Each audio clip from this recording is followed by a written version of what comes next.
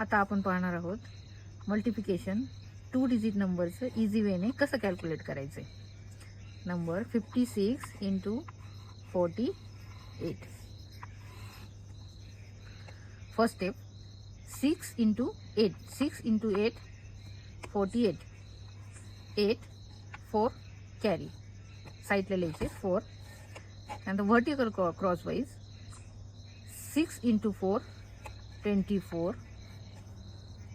5 into 8 40. ह्यांचं करायचं आपल्याला ॲडिशन. ॲड 4 8. Add 2 add 4 6.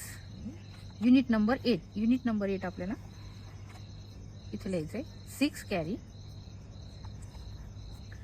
त्यानंतर 5 इंटू 4. 5 इंटू 4 20. 20 आणि हे 6 26. आन्सर आले 26.